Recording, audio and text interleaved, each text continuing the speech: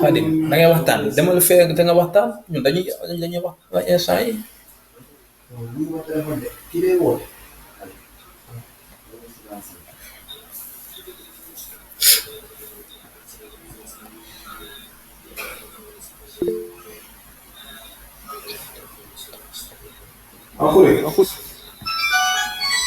En français.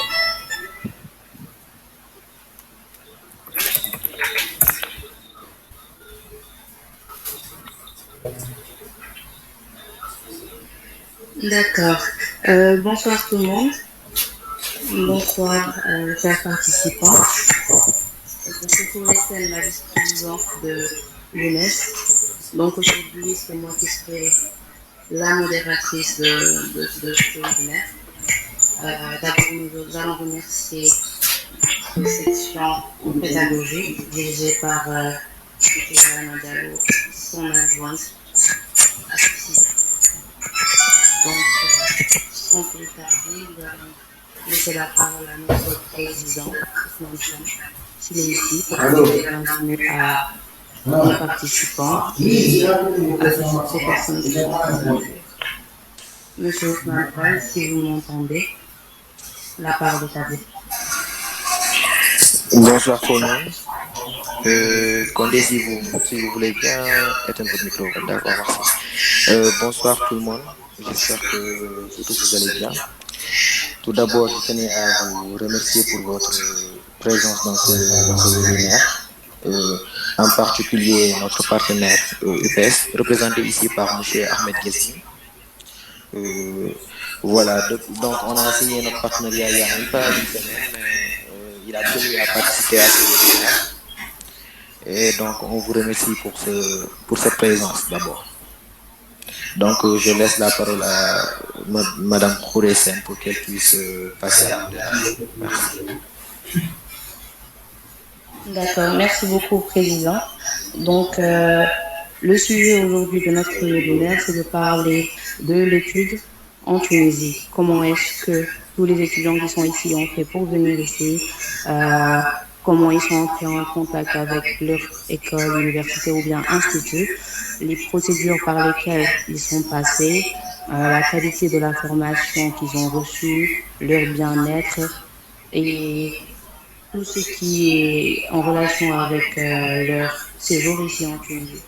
Donc aujourd'hui, nous aurons les représentants de différents instituts dans lesquels nous pouvons étudier ici en Tunisie, c'est-à-dire les instituts privés, les stagiaires, tous ceux qui sont dans le public et ceux qui sont en ce moment des doctorants. Donc aujourd'hui, nous aurons 5 participants. Monsieur Cheikh Saleh, qui sera le représentant des étudiants qui sont dans le privé, Monsieur Kondé Aboubakr, qui va représenter les stagiaires qui sont en Tunisie, Monsieur Ousmane Fall, qui va représenter les étudiants qui sont dans le public, et enfin nous aurons 2 doctorants, un docteur et un doctorant, Monsieur Mamadou Nian et Monsieur Morisseau. Donc, sans plus tarder, je vais laisser la parole à notre premier intervenant, Monsieur Cheikh Saleh. Comme ça, il va se présenter d'abord. Ensuite, nous parler de comment il a eu connaissance de l'existence de son école ou bien université ici en Tunisie. Monsieur Charissa, la parole est à vous.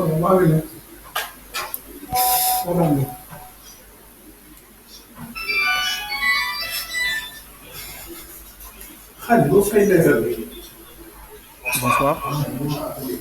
Bonsoir tout le monde. Bonsoir, bienvenue. Merci beaucoup. Merci beaucoup, Khouresen, pour la présentation. Et merci beaucoup aux participants. Donc, je m'excuse d'abord parce que j'ai pas eu à préparer une présentation plus efficace, plus détaillée concernant le thème. Donc, je m'en excuse déjà. Mais bon, c'est comme, on va faire ça comme un débat. Moi, je me dis, un débat et des questions-réponses pour certains points qu'on aura oublié à développer ou certains aspects qu'on n'a pas mis les points sur ça. Donc, je me présente déjà, je suis Cheikh Saleh, étudiante en Master 2 en architecture à l'université Ibn Khaldoun à Tunis, précisément sous Soprano 1. Donc, comme le professeur l'a dit, en début, pour parler de comment ça s'est passé concernant les connaissances de l'école et tout. Tout d'abord, j'ai eu ma licence en architecture au Sénégal.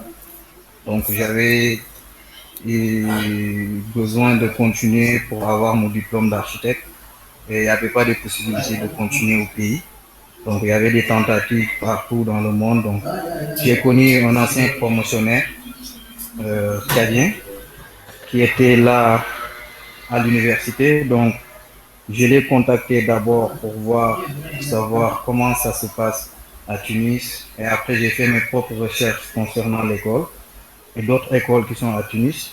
Et demander aussi des architectes qui sont au pays pour savoir est-ce qu'il y aura possibilité d'avoir son diplôme à Tunis et pouvoir intégrer l'ordre des architectes au Sénégal. Ce qui est très important parce que ça ne sert à rien de quitter son pays et de venir ici avoir son diplôme, retourner sans avoir accès à l'ordre. Donc, c'était l'étape la plus importante, donc se renseigner sur l'école. Ensuite, demander aux professionnels du métier qu'est-ce qu'ils en pensent de l'école et demander aussi à ses camarades ou bien via le net savoir qu'est-ce que cette école peut nous rapporter de plus concernant notre formation. Donc, ainsi de suite, je me suis renseigné concernant la vie ici à Tunis pour savoir, parce que je suis venu à Tunis sans avoir une interconnexion avec un Sénégalais. Donc, je travaille avec un Tchadien qui m'expliquait comment ça se passe, la vie et tout. Donc, j'ai pas eu la chance de connaître des Sénégalais avant de venir ici.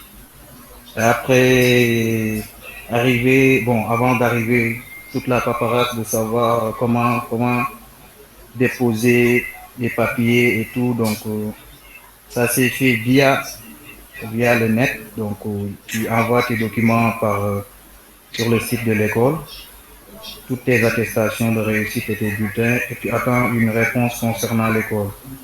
Donc, concernant notre domaine de l'architecture, on n'a pas des équivalences concernant le Sénégal et les autres pays. Donc, on a tendance à subir une reprise de certains niveaux d'études concernant la France ou bien dans d'autres pays. Donc, il n'y a pas eu une équivalence concernant notre diplôme de licence et leur diplôme de second cycle et de troisième cycle ici à Tunis. Donc, soit on veut continuer et atteindre nos buts, on accepte de revenir ici, de continuer avec deuxième cycle en architecture. C'est ce que moi j'ai fait. Donc, je suis venu reprendre, presque on peut dire reprendre ma licence en architecture pour pouvoir continuer et s'adapter à leur niveau d'études. Donc, après l'envoi des documents et tout, donc il y a eu une réponse favorable de l'école. Et il faut se documenter aussi concernant les frais d'études et tout, ce qui est primordial, et savoir comment on peut le gérer, soit par tranche, soit définitivement, et avoir des papiers justificatifs. Alors, comme on est sénégalais, on peut venir facilement sans visa et tout. Donc, pour avoir les papiers justificatifs pour pouvoir voyager. Donc, il faut une attestation de paiement, virement bancaire de l'école. Donc, avant ça, donc, il faut que ça soit rassurant. Déjà, il faut que ça soit rassurant. Tous les papiers qu'on te délivre via le site de l'école, il faut que tu sois rassuré que ce sont les papiers valables et tout. Donc, il faut avoir quelqu'un sur place pour pouvoir vous guider, vous dire que voilà, c'est la réalité et c'est ça qui fait que toutes les procédures qui suivent seront faciles. Et ensuite, tout ce qu'il y a comme logement est arrivé sur place. L'école avait promis de donner des logements et tout, mais bon, comme on se documente et on demande avant de venir, parfois l'école te propose des logements très chers, donc tu préfères aller habiter avec des amis ou avoir des colocataires et tout, que de prendre les logements de l'école qui sont excessivement chers et tout. Après tout ça arrivé sur place, il faut venir direct à l'école. Pardon? Oui, en fait, j'aimerais bien revenir sur un point avant que l'on continue sur la vie ici à Tunis. Par exemple, dans les procédures. Je vous entends parler d'un site de l'école. Donc, si je comprends bien, la majorité des procédures, vous l'aviez fait à partir du Sénégal, si je comprends bien. Oui, oui. Donc, toutes les procédures de dépôt de dossier et tout, je les fais au Sénégal, donc via le site de l'école. D'accord, d'accord. Donc, maintenant, Donc, après ça aussi, il y avait mon ami qui m'aidait sur place à faire réponse. Donc, voilà, donc quand je recevais des réponses, je lui demandais d'aller vérifier ou bien d'aller à l'école, même à l'administration, pour demander est-ce que c'est vraiment ça, ou bien demander juste est-ce que c'est vraiment l'acceptation de tel étudiant et tout, pour avoir une confirmation de ce que j'ai reçu par mail. Donc, c'était à peu près ça.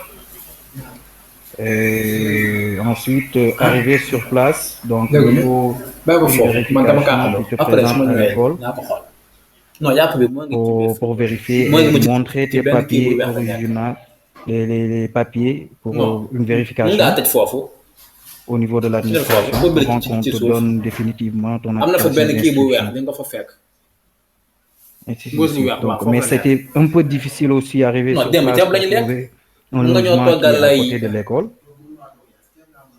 waaw non kon bàyyi ko démb ceeb lañu lekk mënuñu dekk démb ceeb tey ñu lekk ceeb ceeb moom benn la rek ceeb bu yàgg waaw ok ok mun ngaa kii ceeb toggal ceeb toggal ceeb quoi non da nga koy xaaj ko Monsieur Cherissa, on dirait bien qu'il est en train de rencontrer quelques problèmes liés à une connexion bien technique. Le temps qu'il revienne, nous allons donner la parole aux représentants de l'UPS pour Alors qu'il... oui, désolé, hein. Oui, Cherissa, Désolé, j'avais perdu ma connexion. Désolé. c'est ce que je devinais. Avant que vous ne continuiez, on aimerait bien donner la parole au représentant de l'UPS. Comme ça, il va intervenir en tant que partenaire. Donc, merci Madame, Mademoiselle Colissène pour cette opportunité qui s'offre à nous ce soir donc, pour présenter notre structure universitaire UPS. Avant tout, je dois commencer par un petit discours de remerciement donc, qui est passé par la direction en fait de l'UPS pour le faveur donc, de cet événement. Donc, bonsoir, chers partenaires, chers étudiants. En tant que représentant de la faculté privée des sciences de gestion et de la technologie UPS, je voudrais remercier l'Association des étudiants sénégalais et en particulier M. Ousmane Fall pour cette très belle initiative qui nous réunit aujourd'hui autour de cet événement à distance pour présenter notre faculté et faire découvrir l'UPS. L'événement vise à encourager les étudiants et les bacheliers sénégalais à s'inscrire à l'UPS et connaître ses avantages et ses opportunités qui s'offrent aux étudiants, surtout pour l'intégration dans le marché du travail international. Aujourd'hui, l'UPS encourage les jeunes à surpasser et à explorer tous leurs talents et ce dans tous les domaines. Pour ceux qui ne connaissent pas notre faculté UPS, nous sommes situés dans un quartier d'affaires regorgeant d'entreprises avec lesquelles nous sommes en partenariat afin de permettre à nos étudiants d'étudier, mais aussi d'appliquer leur savoir. Tout à fait. Ceci sera un plus dans leur recherche plus tard d'un emploi stable. Car l'UPS aujourd'hui, ne formons pas seulement des compétences, mais on forme donc des talents qui sont capables aujourd'hui à être donc des éléments intéressants sur le marché du travail. Nos nombreuses filières technologiques et scientifiques sont les plus demandées aujourd'hui. Par ailleurs, nous disposons d'un matériel à la pointe de la technologie en matière d'informatique. Notre équipe administrative et notre corps professoral est sélectionné avec soin afin de donner à nos chers étudiants le meilleur. Plus encore, nous avons à l'UPS un bureau d'écoute qui permet aux étudiants en difficulté, tant sur le plan personnel qu'étudiantin, de soulager leurs problèmes. Nous aimons dire que nous faisons notre devoir en tant qu'une seconde famille pour tous nos jeunes. Nous ne faisons aucune différence entre un étudiant tunisien et un autre venant de loin. Nous encourageons l'intégration et la tolérance grâce à nos clubs. Nous essayons également d'être présents dans toutes les manifestations organisées et nous soutenons les initiateurs afin de faciliter et d'enrichir la vie estudiantine. Vous, chers étudiants, nous sommes là pour vous. Vous vivez les plus belles années de votre vie, alors profitez et soyez créatifs dans la réalisation de vos rêves. Soyez optimistes, soyez positifs et surtout en bonne santé et protégez-vous. Vive la Tunisie, terre d'accueil, vive l'Afrique, terre d'amis et berceau d'humanité. Donc c'est un discours bien évidemment donc, de remerciement. Donc je suis là pour présenter ce discours donc, au nom de la direction. Certainement, comme l'a dit M. Ousmane Fall, on est partenaire, mais je dois aussi dire qu'on est partenaire depuis une année. C'est pas seulement cette année. C'est vrai qu'on a renouvelé en fait notre partenariat cette année avec le nouveau bureau, mais je tiens aussi, sans oublier, donc de remercier Monsieur Toll, Céline Toll, notre donc l'ex-bureau. En fait, on était partenaire avec lui. On a participé aux événements en fait organisés par donc votre association. Et nous encourageons bien justement le bureau aujourd'hui, donc qui est présidé par Monsieur Fall, pour donc mener les actions nécessaires pour parvenir bien évidemment des étudiants sénégalais et sénégalaises à notre faculté. Donc si vous permettez-moi en fait, mademoiselle, donc de présenter mon école.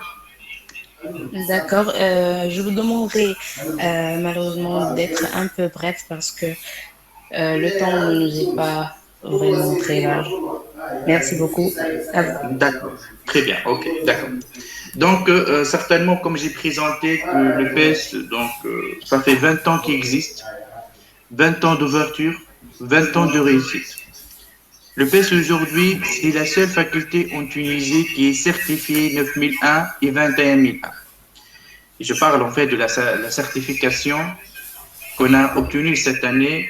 Pour dire quoi? Pour dire que notre faculté offre bien évidemment donc un service de qualité et qui répond bien aux normes internationales, donc non seulement nationales. Aussi que notre diplôme, c'est un diplôme qui est reconnu à l'échelle nationale et aussi à l'échelle internationale. La preuve, c'est quoi? La preuve qu'on a des étudiants aujourd'hui qui travaillent, qui sont diplômés de l'EPS, qui travaillent bien évidemment sur le marché donc tunisien et aussi sur le marché donc international. Et aussi la preuve, c'est quoi? Qu'on a réalisé un taux d'employabilité qui dépasse en fait les 70%. C'est-à-dire les diplômés de l'EPS aujourd'hui, la majorité, plus que 70% donc des diplômés de l'EPS sont aujourd'hui intégrés dans le marché du travail. C'est un avantage et très bien évidemment qui favorise aujourd'hui l'EPS par rapport aux autres facultés.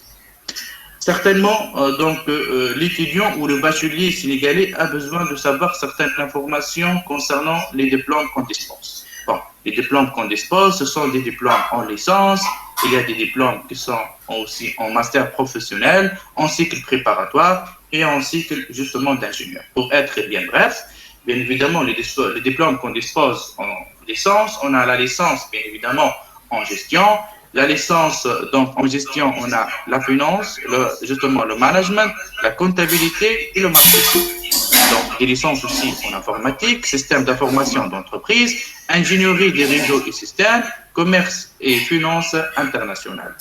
Et là, en fait, on parle donc des licences en économie, commerce et finances internationales, monnaie, finance, banque, assurance et économie de transport et de la logistique.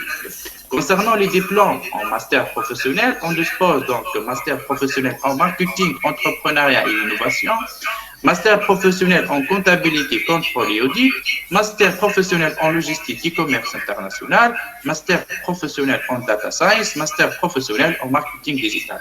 Aussi, on dispose, bien évidemment, donc un cycle préparatoire maths physique, Et après, on passe au cycle d'ingénieur. On dispose pratiquement 3 diplômes en cycle d'ingénieur, en génie informatique, en informatique industrielle et en système et réseau informatique. Donc, la question maintenant peut être posée, bien évidemment, peut-être, quels sont les avantages de l'EPS et pourquoi choisir l'EPS? Certainement, comme les autres facultés, chaque faculté a ses points forts. Bien évidemment, les points forts donc, de notre faculté, c'est la proximité des zones industrielles et des zones portuaires. Pourquoi on parle de ceci? Bien évidemment, aujourd'hui, le PES, il est bien évidemment occupe un emplacement très stratégique à côté d'un port commercial et une zone industrielle. Et ceci nous facilite bien évidemment l'affectation des étudiants aux stages. Vous savez bien en fait que l'étudiant lorsqu'il vient, surtout il va avoir une partie bien évidemment un savoir théorique, mais aussi il a aussi besoin de savoir-faire et aussi il a besoin de pratique. C'est pour cette raison qu'on encourage bien donc les étudiants à être affectés bien évidemment dans des sociétés et dans des boîtes pratiquement informatiques pour que appliquent leur savoir et que leur justement cursus universitaire ne sera plus et ceci va faciliter bien évidemment l'intégration donc de l'étudiant après dans le marché du travail. C'est pour cette raison, aujourd'hui, le taux d'affectation des étudiants en stage, c'est 100%. Si l'étudiant demande un stage, que ce soit un Tunisien ou que ce soit un étudiant international, et là, j'appuie en fait sur le mot international parce qu'on n'a plus des étudiants étrangers. Aujourd'hui, les étudiants qui viennent, bien évidemment, des pays subsahariens, ce sont des étudiants internationaux. Donc, le premier avantage, comme j'ai déjà dit, c'est la proximité des zones industrielles et portuaires. Aussi, l'emplacement est accessible au transport public. Il est situé dans un quartier d'affaires de banlieue sud de Grand Tunis, qui est vraiment un emplacement stratégique qui est à la proximité de tous les moyens de transport et aussi à la proximité de commodités, restauration et établissements publics. L'autre avantage, maintenant, bien évidemment, c'est notre établissement. L'architecture est moderne, originale et attrayante. Les salles sont spacieuses, agréables, dotées d'une connexion fibre optique. La salle de conférence, certainement, cette année et tous les années, comme tous les années, on organise des workshops, on organise des séminaires, donc c'est pour le faveur de nos étudiants. Et on invite, en fait, des experts, que ce soit en économie, que ce soit en informatique, dans tout le domaine. Et ceci, en fait, présente une opportunité donc, pour les étudiants pour bien exploiter, bien évidemment, l'expérience donc, nos consultants, bien évidemment, nationaux et internationaux. Aussi, l'UPES dispose d'une grande bibliothèque, une bibliothèque. Comme j'ai déjà expliqué, en fait, mademoiselle Ouri, que l'UPES aujourd'hui, c'est une faculté qui est certifiée donc à l'échelle internationale, puisqu'on a obtenu une certification 21001. Certainement, aujourd'hui, je ne sais pas, donc chez vous au Sénégal, il y a des bacheliers qui sont en train de passer et justement de préparer les examens de baccalauréat. Je pense, j'ai pas eu en fait la formation, mais certainement,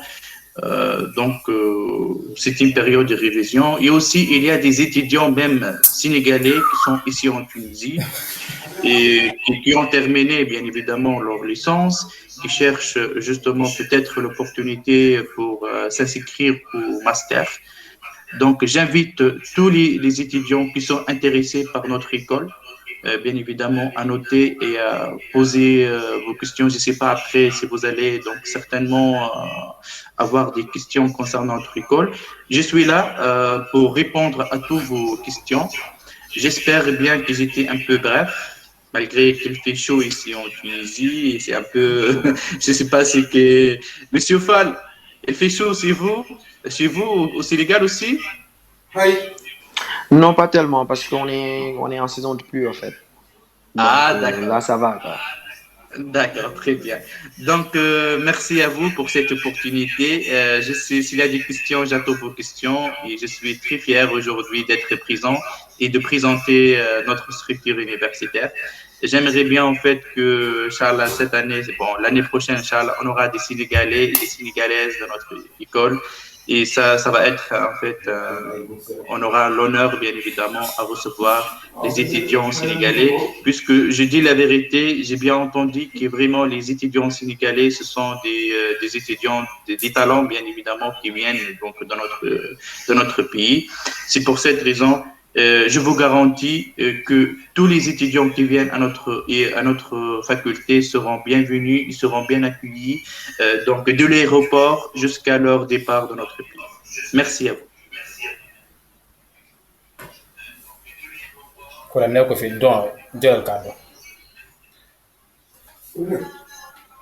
Alors, je cède la parole à mademoiselle Khouri. Oui, j'ai bien terminé en fait la partie. Ouais, merci beaucoup. Je pense qu'elle a un petit problème avec son internet connexion, donc voilà. Voilà, donc merci beaucoup. Donc on va passer à comment il s'appelle même Abakar Konde, qui lance les stagiaires.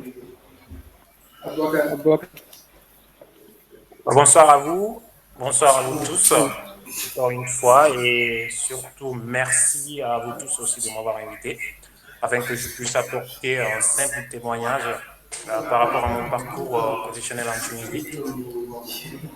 En fait, pour ceux qui me connaissent déjà, ou bien pour ceux qui ne me connaissent pas, moi je suis Fonder ancien stagiaire en fait au sein du centre de formation sectorielle de Khadra. Voilà, issu d'une formation agricole en sciences et technologies de l'agriculture et de l'environnement obtenue au lycée technique agricole de Bignona. Voilà, après l'obtention du bac, voilà, moi je me suis lancé en fait dans la voie de la formation professionnelle afin de pouvoir acquérir beaucoup plus de connaissances pratiques que théoriques. Voilà, et de me perfectionner aussi en fait dans un domaine qui me passionne. Voilà. Donc, arrivé en Tunisie, bon, pour une première année, voilà, je m'étais inscrit à la Polytech de Tunis où j'ai fait une année. Voilà, je m'étais inscrit en une licence appliquée en génie mécanique, voilà, qui n'était pas vraiment dans mon bain, bien vrai que l'année a été validée, aussi les conditions financières aussi étaient un peu délicates pour moi. Donc, j'étais dans l'obligation de rentrer au pays pour une année. Voilà, et de ne pas tarder à aller déposer en fait mes dossiers au ministère de la formation professionnelle, voilà, qui m'ont quand même beaucoup épaulé afin que je puisse faire une formation, voilà, un BTS en contrôle qualité des industries agroalimentaires au centre sectoriel de formation des industries agroalimentaires de Tunis et Khadra. Voilà, à mon retour du pays, bon, je me suis rendu au niveau de la TFP, voilà, c'était un parcours de combattant, vu que voilà, le personnel de l'ambassade, en fait, à l'époque, c'était un peu dur pour nous de pouvoir prendre tout le monde en charge ou bien de pouvoir mettre l'œil sur tout le monde.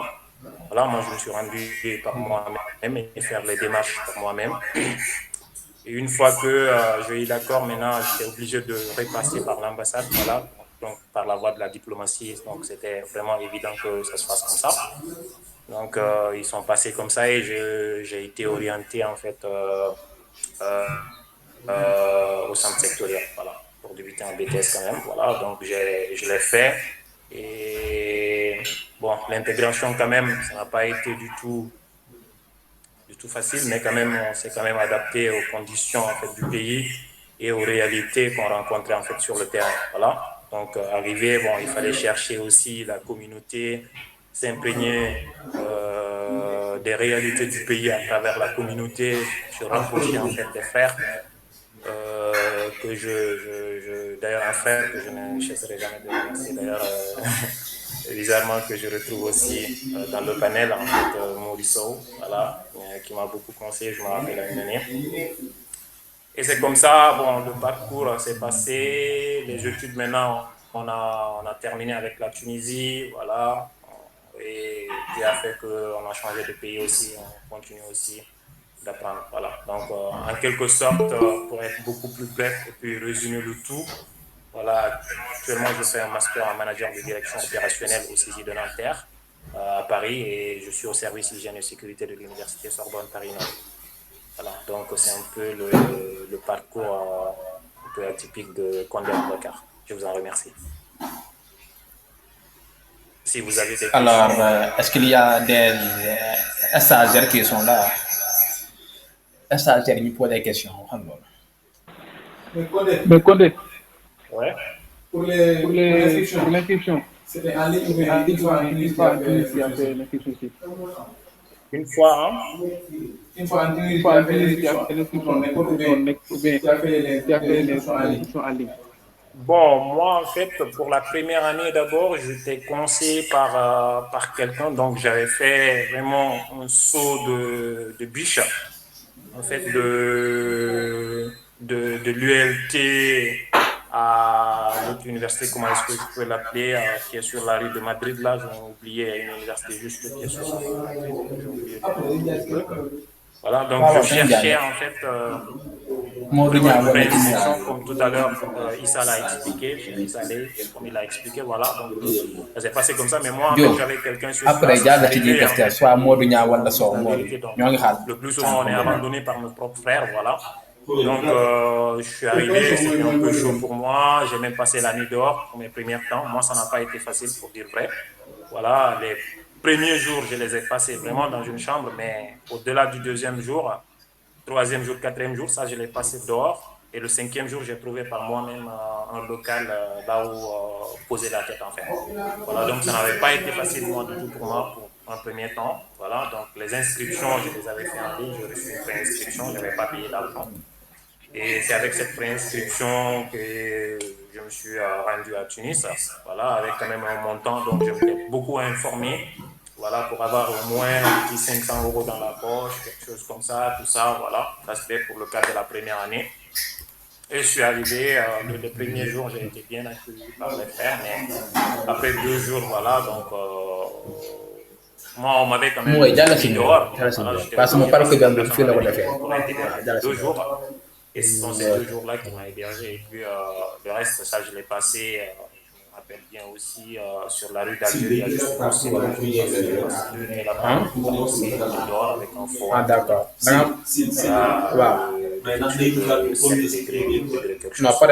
Je l'ai fait là-bas. Pendant 2 jours, je passais la nuit à la mosquée là-bas. Et le troisième jour, je me suis trouvé en local. Voilà. Donc, comme ça, et alhamdulillah, je me suis en sorti quand même. Voilà. Merci, M. Condé. S'il n'y a pas de questions, on va passer la parole. Voilà. Donc, c'était ça. Merci beaucoup. Merci, M. Condé. M. Moïse. Ah d'accord, j'avais pas bien entendu. Hein. Eh bien, moi je vais commencer par Aslama Khouy Yassarbi. En tout cas, je suis très très ravi d'être parmi vous, hein, les Tunisiens, mes amis les Tunisiens. Et surtout un big up aux partenaires, hein, UPS. Merci à tout le monde. Merci également à Condé. Je suis très ravi, hein, de te retrouver ici également. Hein. Ça a été, voilà, un bon plaisir avec vous, hein, sûrement. Je remercie également Diallo qui m'a contacté récemment par rapport à l'intervention. Et voilà, et à toute l'équipe également, hein, à l'UNES et à tous les participants. Okay.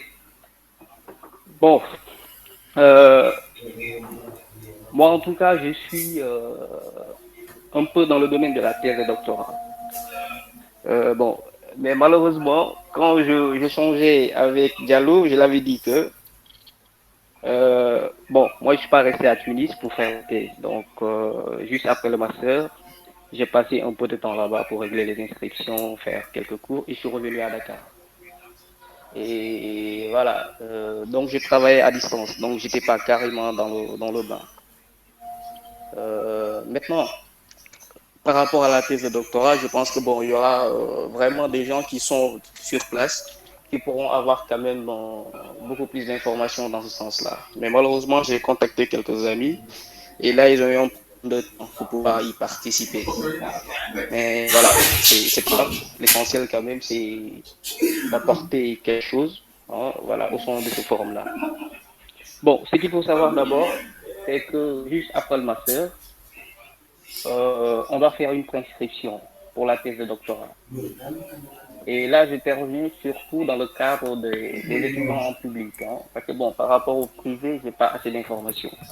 Bon, comme moi, je suis venu à Tunis, premièrement dans le cadre de la licence. Donc après juste la licence, j'ai continué avec le master, donc à FASEC de Tunis El Manar.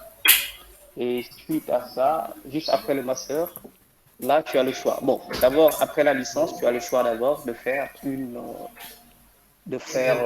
soit un master de recherche ou un master professionnel. Et là, tu te poses carrément la question. Les questions qui se posent sont, dans le futur, moi, qu'est-ce que je veux devenir d'abord? C'est ça l'utilité, juste après la licence.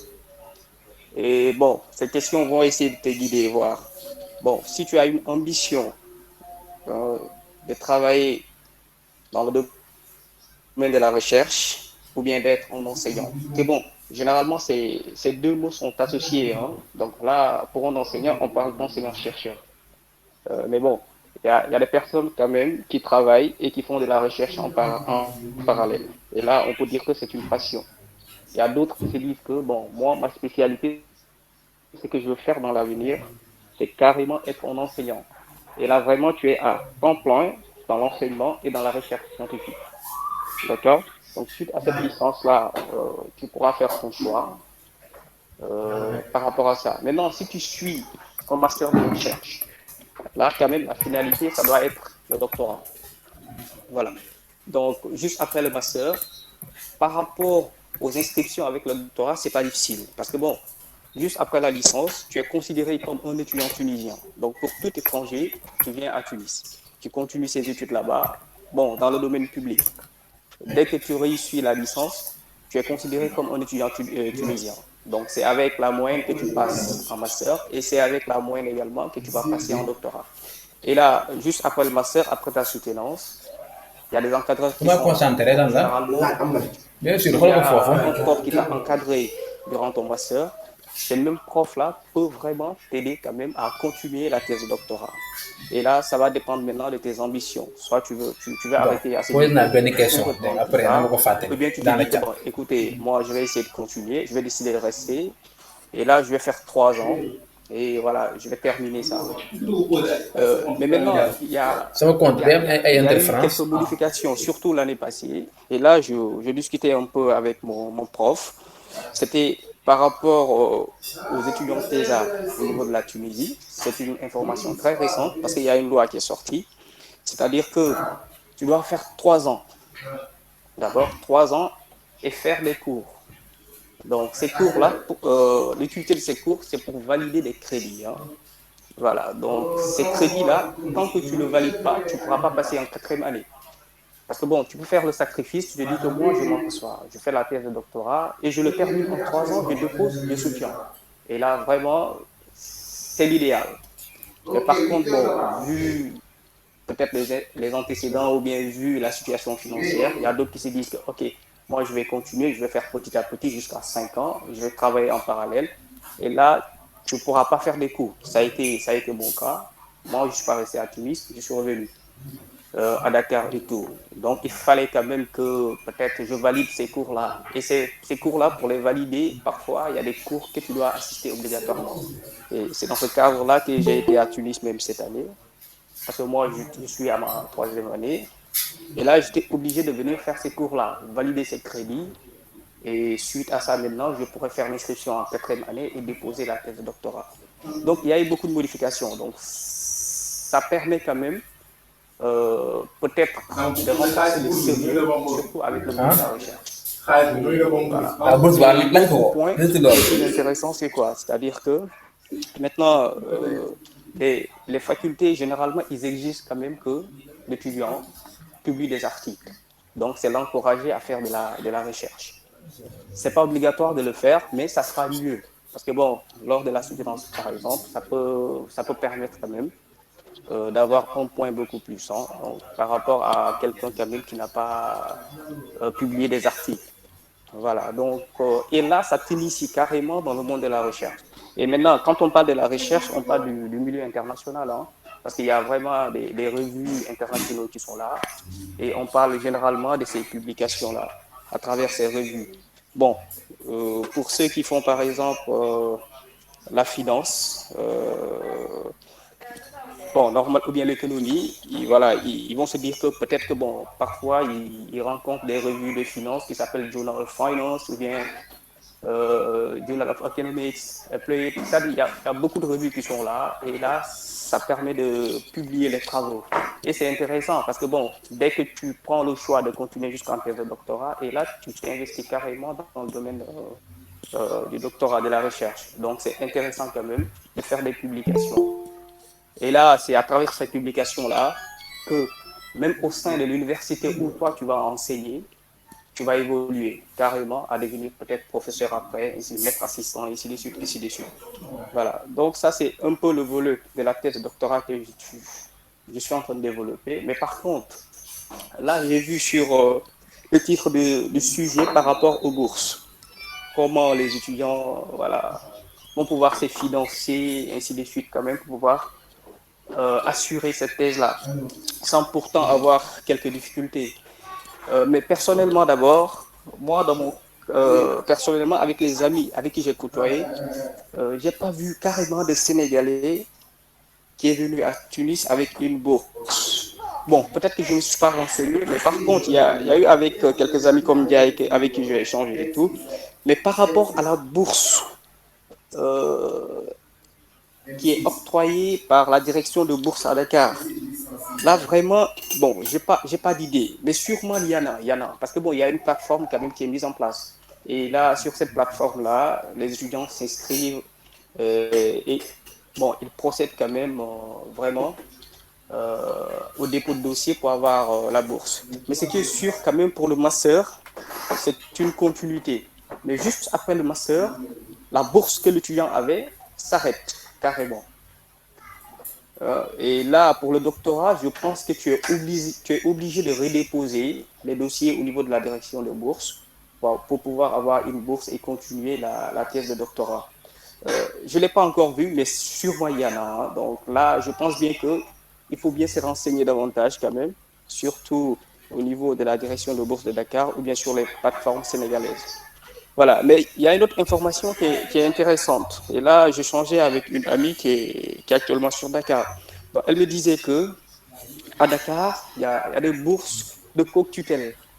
C'est-à-dire, pour un étudiant qui a fait ses études à Tunis là-bas, jusqu'à master, qui a eu son master de recherche et tout, qui a eu l'inscription en thèse de doctorat, cet étudiant-là peut revenir à Dakar et voir avec un professeur qui est sur place, essayer de traiter avec lui pour voir s'il peut faire un co-tutelle, c'est-à-dire travailler au sein des deux universités. Donc, comme par exemple travailler avec un professeur de Cheikh Anta Diop et avec un autre professeur par exemple de Tunis El Manar.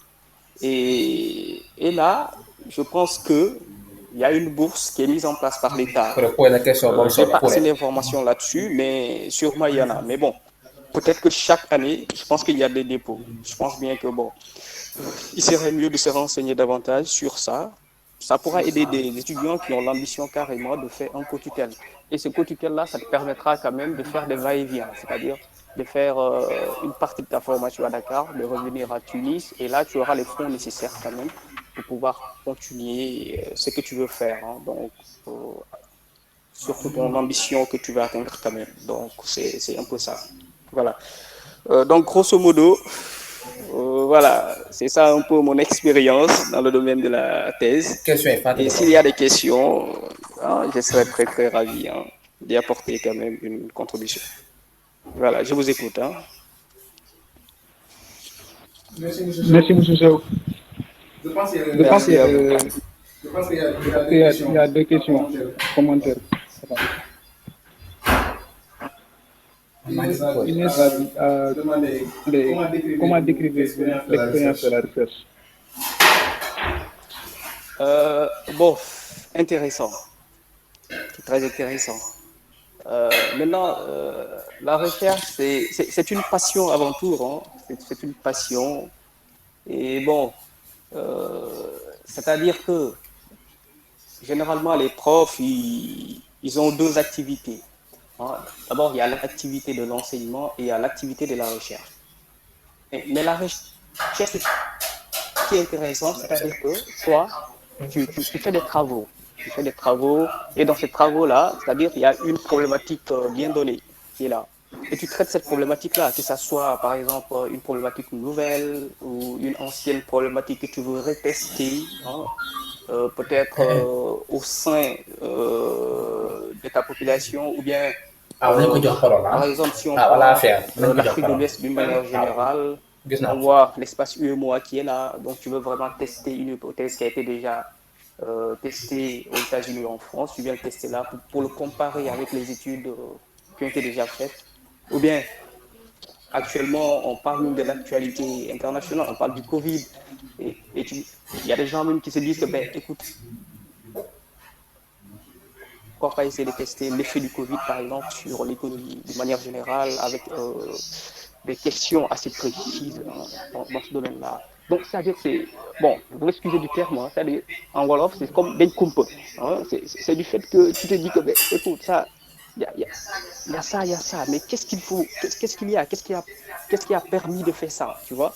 Donc, c'est un domaine où tu te poses énormément de questions, tu apportes peut-être ta contribution et tu poses d'autres questions dans le futur. Et là, qui va permettre, par exemple, à d'autres chercheurs qui sont là, qui vont se réinvestir là-dedans et voir que, OK, on va essayer de voir c'est dû à quoi. Donc, c'est un domaine assez intéressant. Hein. Donc, quand tu es là-dedans, ça t'épanouit. Mais quand tu relâches, et là, cette passion-là, ça diminue. Mais c'est un domaine où il faut être là-dedans à tout le temps, hein, à chaque fois, essayer d'avancer davantage, apporter une contribution, voir toi, ce que tu as produit, est-ce que c'est bien lu dans le monde entier, hein, voilà. Il ne suffit même pas de se limiter seulement, par exemple, à écrire peut-être un livre qui est là. Non, c'est-à-dire que à compétir dans le monde international. C'est ça, en fait, cette clé-là, quelque chose qui est plus important. C'est-à-dire que tu vises les revues internationaux, tu essaies de publier là-bas, et là, c'est vraiment des professeurs ou bien d'autres chercheurs renommés quand même qui vont lire ces documents et ainsi de suite. Bon, je pense que je parle sur...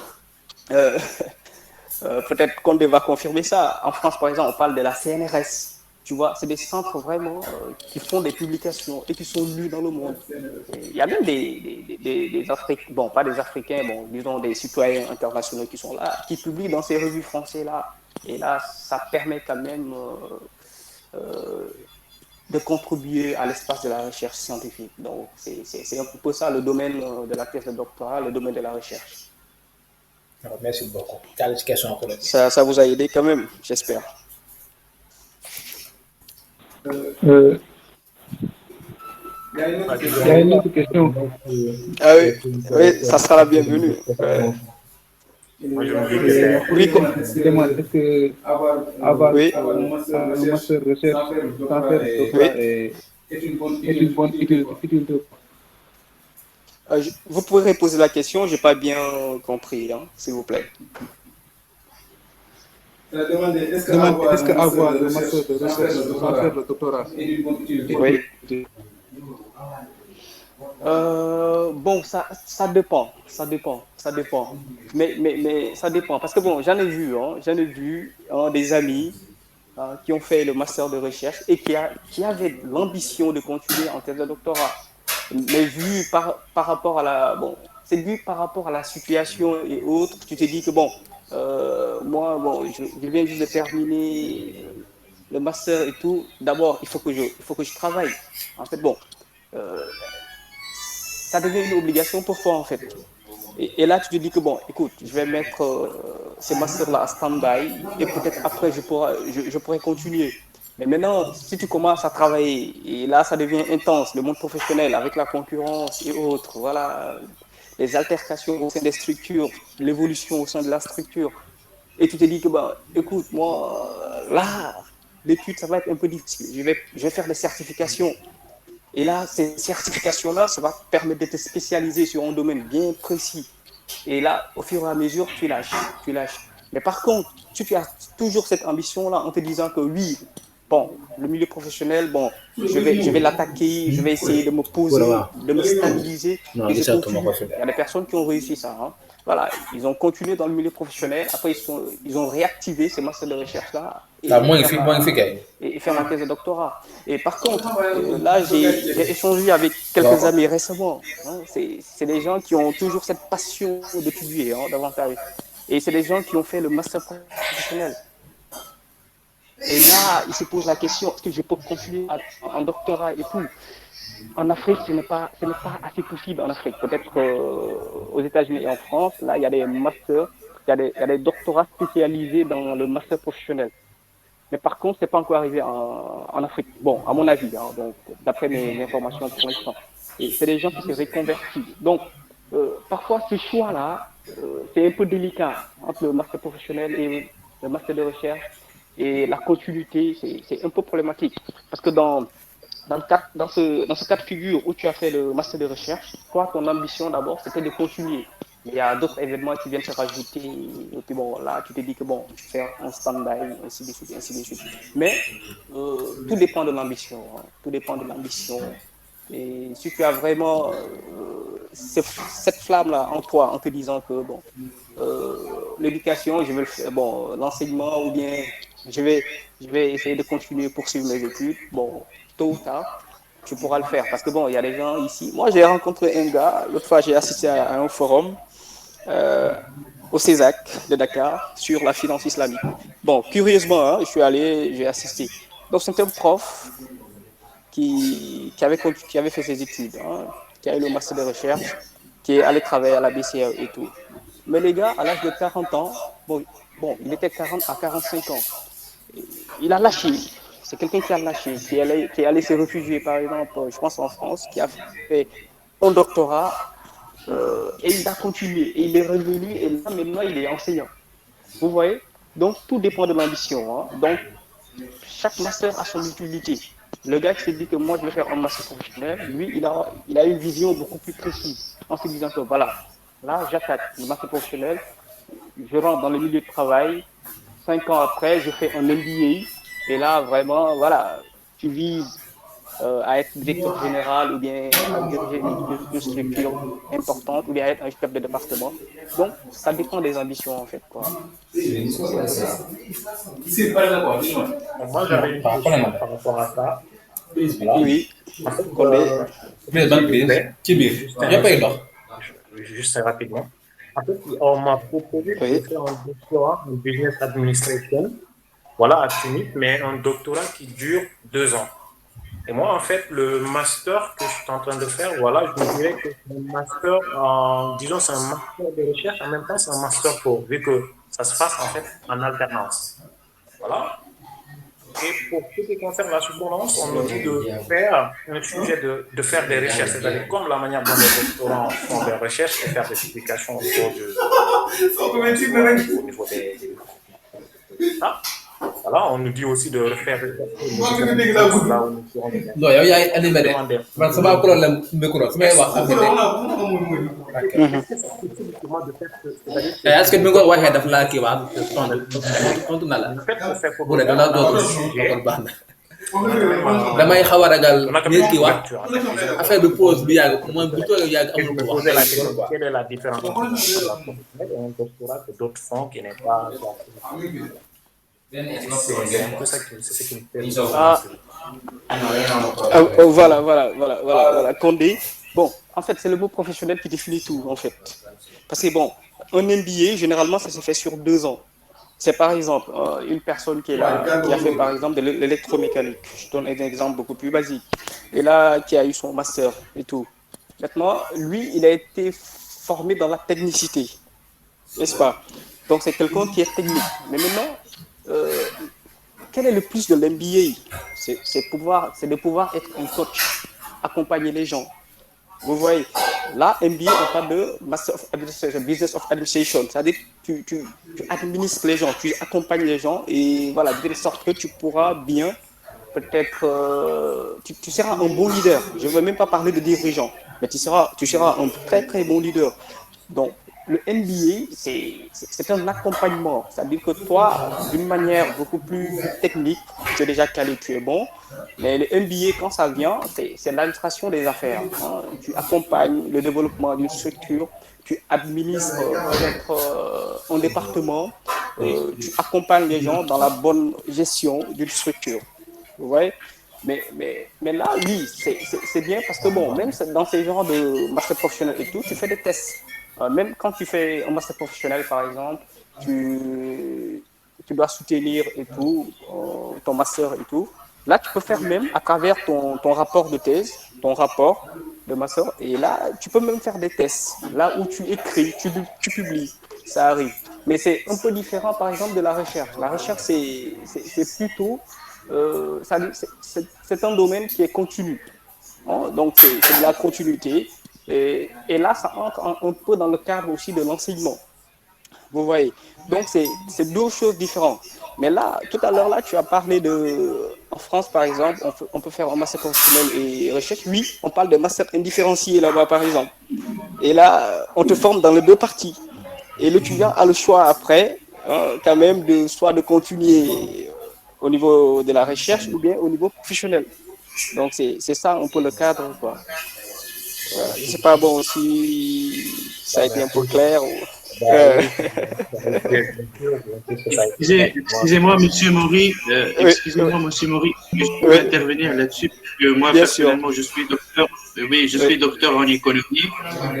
Aussi, je porte deux casquettes. Je fais partie donc de l'administration puisque je suis responsable donc de relations extérieures donc de la faculté. Aussi, je suis donc enseignant universitaire à la faculté UPES. Pour la question concernant donc le master, donc que ce soit un master de recherche ou master professionnel, il faut justement s'appuyer sur justement une affirmation, bien évidemment, que la Tunisie donc suit le système LMD.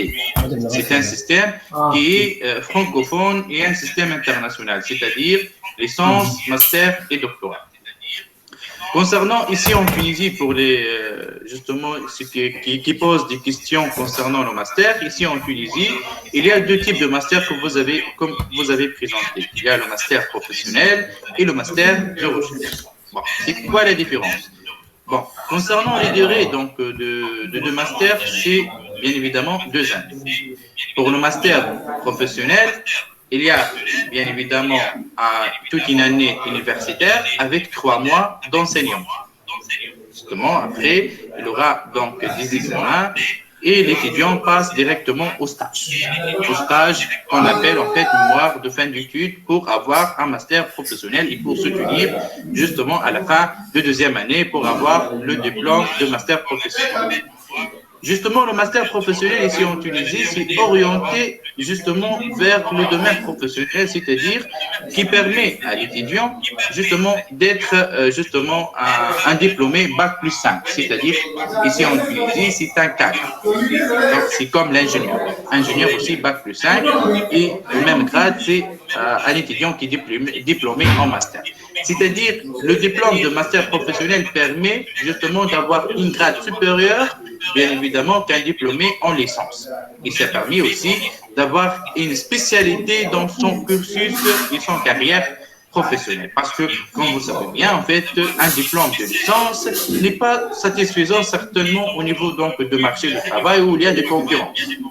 Donc, ceci nécessite que le chercheur d'emploi doit bien évidemment se spécifier donc, dans un domaine qui est très spécifique. D'ailleurs, dans notre faculté, on a donc justement des masters professionnels donc, qui sont bien évidemment orientés vers le marché du travail. Parce qu'au niveau de l'habilitation, nous, par exemple, notre faculté, lorsqu'on demande l'habilitation d'avoir un master, on voit tout d'abord, on fait une petite recherche sur la réalité, bien évidemment, et la vérité du marché du travail. Qu'est-ce qu'elle demande comme spécialité bien spécifique, et après, on fait du dossier auprès du ministère de l'Enseignement supérieur et on demande l'habilitation pour qu'il se, justement, pour que justement l'étudiant diplômé trouve donc ses chances, bien évidemment, d'être embauché et d'être intégré dans le marché de travail. Ça concerne donc le master professionnel. Concernant le master de recherche, c'est orienté vers l'enseignement justement supérieur.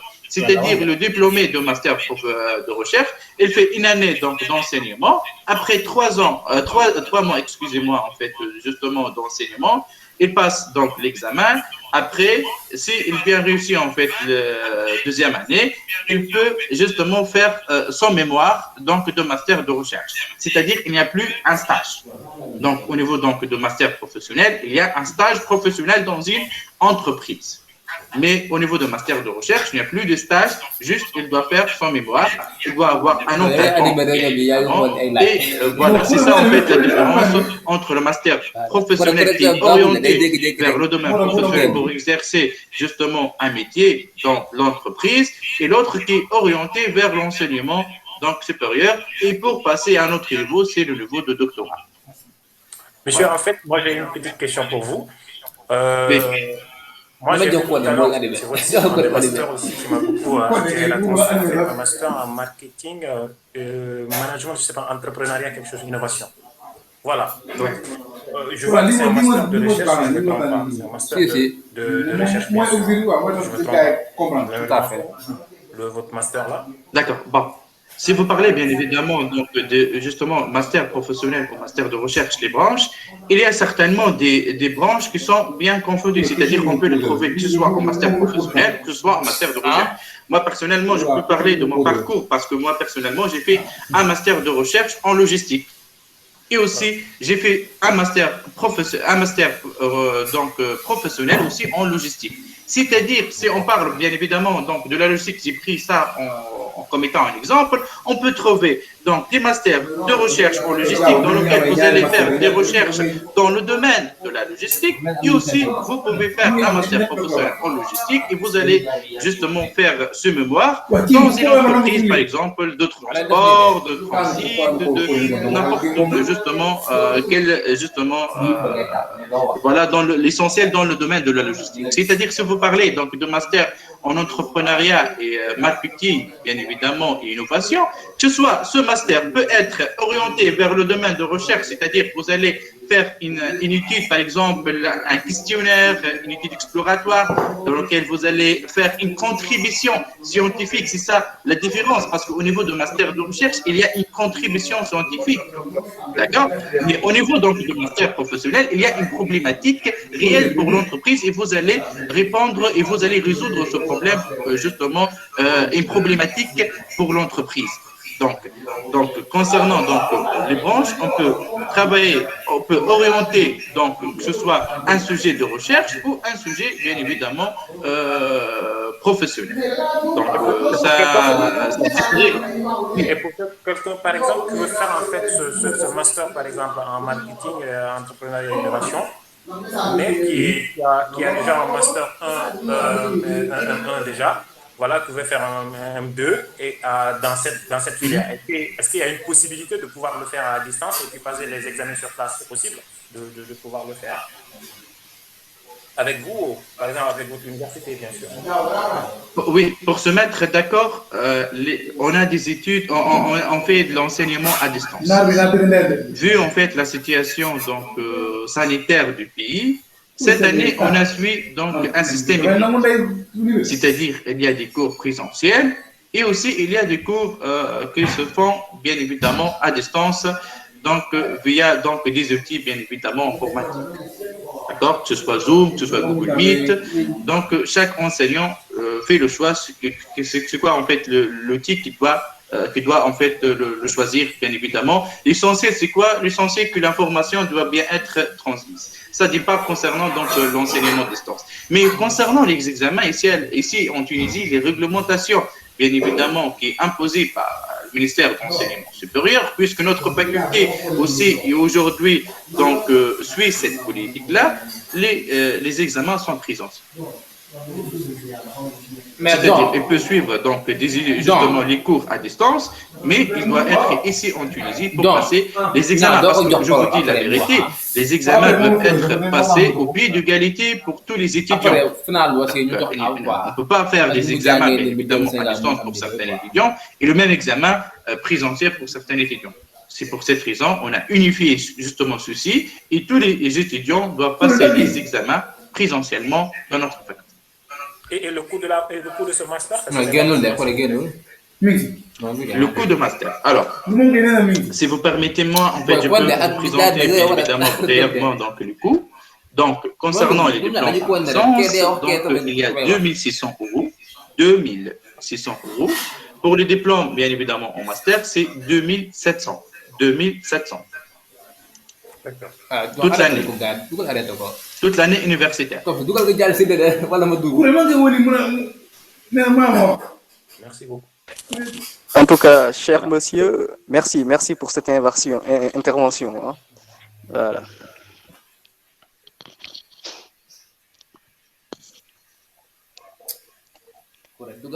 Donc, je vais laisser la parole au modérateur. Hein. Je pense que voilà, s'il n'y a pas d'autres questions concernant, voilà, je vous laisse la parole. Hein. Monsieur Morisseau, et merci aussi au représentant de l'UPES de son intervention. Vous nous avez été d'une très grande utilité. Merci encore. Pour la suite, nous allons passer la parole à Monsieur Mamadou, qui lui, il est déjà docteur. Mademoiselle Souleymane, s'il vous plaît, est-ce que vous pouvez éteindre votre micro? Merci beaucoup. Maintenant, nous allons passer la parole à Monsieur Mamadou s'il n'y a pas encore d'autres questions. Monsieur Mamadou.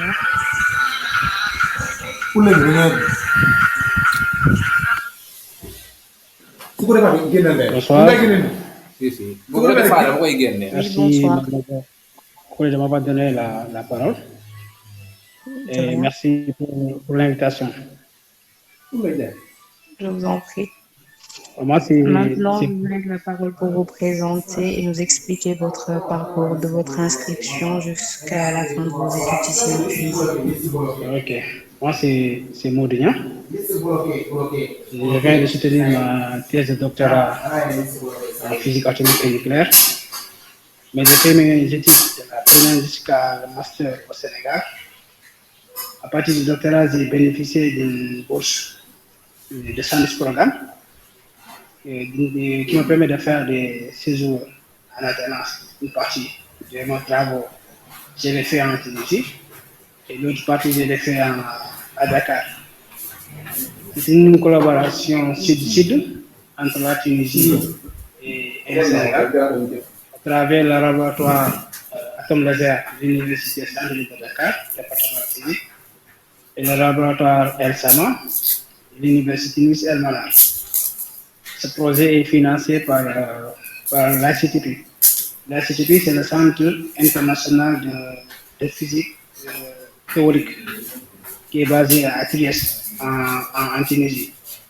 Donc, c'est une thèse de doctorat en co-direction. Tu vas faire une inscription en Tunisie. Et moi, j'ai fait la inscription à Dakar. C'est pourquoi j'ai soutenu à Dakar. Il y a une autre option. Tu peux faire aussi une thèse de doctorat en quotidien. C'est-à-dire qu'il y a une double inscription. Une inscription à Tunis et une inscription à Dakar. Maintenant, par rapport au financement, on peut emboîter la page de je salue de passage. Parce qu'actuellement, le ministère de l'Enseignement supérieur du Sénégal a mis en place une bourse de financement de thèse qui permet de financer des travaux de recherche. Il y a un de mes collègues qui a bénéficié de ce financement. Mais c'est un sandwich programme. Mais c'est Ismaël qui à l'Université au département de Simi. Il fait 6 mois en Tunisie et 6 mois à Dakar. La durée de la bourse, je crois, c'est 3 ans. Mais je crois que la candidature se fait via le site du ministère de l'Enseignement. Donc, grosso modo, c'est ce que je pouvais dire. Si vous avez des questions, je suis là. Comment dire, monsieur Nyan, voilà, moi je souhaiterais que vous reveniez sur le type de financement là. C'est vraiment intéressant, quoi. Oui, monsieur Condé, moi j'ai bénéficié d'un financement international. C'est le Centre international de physique théorique, ICT. C'est ce centre qui a financé mes travaux de recherche. Mais le ministère de l'Enseignement supérieur du Sénégal, il a mis en place aussi un financement qui permet de financer un collègue qui a bénéficié de ce financement, qui fait actuellement sa thèse de doctorat en Tunisie. Mais c'est un sandwich programme qui fait 6 mois. Ça s'appelle comment? Qui? Ça s'appelle comment? La bourse financée par le ministère de l'Enseignement supérieur. Ouais. Oui, je crois que les informations sont disponibles au niveau du site du ministère. Ministère de l'Enseignement supérieur. Monsieur Nyan, j'aimerais rebondir sur la partie où vous avez dit que vous bénéficiez d'une bourse internationale. Est-ce que c'est une bourse que vous avez cherchée, vous avez déposée pour avoir cette bourse-là, ou est-ce que c'est cette organisation qui vous a contacté? Comment est-ce que vous avez fait pour pouvoir obtenir cette bourse internationale et poursuivre votre doctorat? Ok, c'est le laboratoire ELSAMA, laboratoire de la spectroscopie atomique moléculaire de l'Université du Sénégal, et le laboratoire Atom Laser de l'Université de Dakar, département de physique, qui ont mis en place un projet de collaboration. Après, ils ont parti voir ICTP pour avoir un financement. C'est comme ça que j'ai eu le financement. Donc, c'est un financement qui existe, qui finance uniquement pour l'instant. C'est le projet, je crois que c'est le projet NET 05. Donc, c'est un financement qui permet la mobilité des étudiants sénégalais vers la Tunisie. Pour bénéficier de cette bourse, il faut s'inscrire normalement au niveau du laboratoire. Il faut être un étudiant du laboratoire Atom Laser de l'Université de Dakar. D'accord. Si on n'est pas étudiant d'un labo de trucs, on ne pourra pas en bénéficier. C'est ce que ça veut dire. Donc, on ne peut pas être étudiant d'une autre spécialité que pouvoir en bénéficier. Oui, parce que l'ICTP, il finance uniquement des travaux de recherche en physique, en mathématiques et en chimie, je crois. On est loin alors de nous casser la tête pour ça. Mais il y a le ministère de l'Enseignement supérieur qui octroie des financements pour toutes les disciplines. Merci beaucoup, Monsieur Mondunion, pour ces informations qui sont d'une très grande utilité et que beaucoup d'entre nous, les étudiants en master de recherche, pourront utiliser pour bien mener leur doctorat. Donc, merci encore pour votre participation. Sans plus tarder, on va passer la parole à Monsieur Ousmane Fall, qui est étudiant à la FSEC de Tunis et Mana, pour nous parler des bourses sénégalaises à partir du bac pour tous les étudiants qui sont dans le public ici en Tunisie. Monsieur Ousmane Fall, à vous la parole. Bonsoir tout le monde.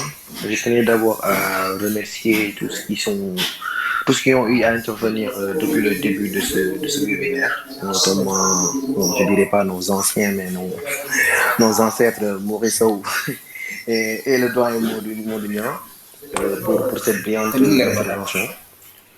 Bon, en ce qui concerne les bourses, je pense que c'est plutôt adressé à ceux qui sont en terminale, ceux qui sont en phase de faire l'examen du baccalauréat, parce que la bourse qu'octroie l'État du Sénégal, c'est juste pour la terminale. Au niveau de la licence, on peut obtenir des inscriptions en master dans les universités tunisiennes, comme l'université de Tunis et El Manar, je pense bien, et l'ISG. Mais c'est juste une inscription sans bourse ni suivi. Ça ne couvre ni le logement, ni une allocation mensuelle. Donc, pour la bourse, tout juste après chaque délibération du bac, il y a la direction des bourses. C'est pas lié c'est la direction des bourses qui lance un appel à candidature. L'appel à candidature depuis presque 3 ans. Nous sommes la dernière promotion à venir d'habitude, nous avions qui partaient à l'université Zeytouna. La dernière promotion, il y en a 5 qui sont partis à Kermou et 5 qui sont restés à Tunis. Et 10 autres qui sont répartis dans les universités publiques francophones. Notamment, il y en a 3 qui vont aller à Sfax, il y a 2 qui partent à Bizerte et les 5 autres, ils restent à Tunis. Entre l'ISG et la faculté de communication de Tunis. Mais d'abord, chaque année, on peut noter que presque les 10 qui doivent aller pour les universités francophones tunisiennes, bon, ils sont rarement au complet parce qu'il y a les informations peut-être qui manquent. Peut-être il n'y a pas encore trop de visibilité de notre association carrément qui va impacter sur les lycéens qui puissent savoir l'existence de cette bourse. Mais d'habitude, c'est presque à 15 jours de la délibération du bac, on lance l'appel à candidature. Bon, pour la bourse couvre tout. C'est une bourse de cotisation. Pour les 3 premières années, je pense que Maury l'a mentionné. À partir de la licence, on est considéré comme un étudiant tunisien. Donc, la bourse tunisienne s'arrête au niveau de la licence. La bourse tunisienne est estimée à environ 120 dinars le mois et celle sénégalaise à environ 100 € le mois, l'allocation mensuelle. Aussi, il faut noter que nous avons certains privilèges du moment qu'il y a le foyer qui n'est pas qui nous est octroyé par l'ONU, le foyer qui nous est octroyé par l'ONU et qui n'est pas cher du tout. Je pense que le paiement annuel n'atteint pas 100 dinars. Donc jusqu'en licence, c'est normal. Mais maintenant, même moi qui suis en master, j'étais au foyer. Donc ils ont vraiment élargi ça et que maintenant tous les étudiants étrangers, même en master, ils bénéficient du foyer universitaire. Mais d'habitude, c'est dans ces 2 facultés qu'on reçoit les étudiants, soit en informatique ou en économie. Actuellement, on est l'ambassade est dans des négociations pour pouvoir ouvrir d'autres filières aux étudiants qui vont rejoindre la Tunisie. Parce que, disons qu'il y a des domaines de pointe qui manquent dans notre pays. Donc, ils veulent ouvrir ces formations-là pour les étudiants sénégalais pour qu'ils puissent se former et revenir servir le Sénégal. De passage, je vais saluer M. Herman Yamamogo, qui est le président des étudiants et stagiaires burkinabés en Tunisie, que je vois ici présent. Et aussi M. Ibrahim Abba, qui est un membre du Conseil consultatif. Voilà, on est ouvert à toute question. Je vous remercie.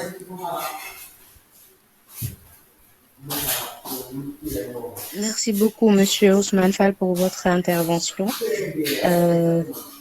Voilà, on voit ici la participation de Monsieur Maurice Sow qui dit que merci, cher Ibrahim, un plaisir de te retrouver. Big up à toi, vraiment. Donc, si vous avez des questions par rapport à la bourse ou bien aux procédures que l'on doit entreprendre pour obtenir une bourse sénégalaise ou bien une bourse tunisienne et pouvoir étudier dans les instituts publics ici en Tunisie, la parole est ouverte.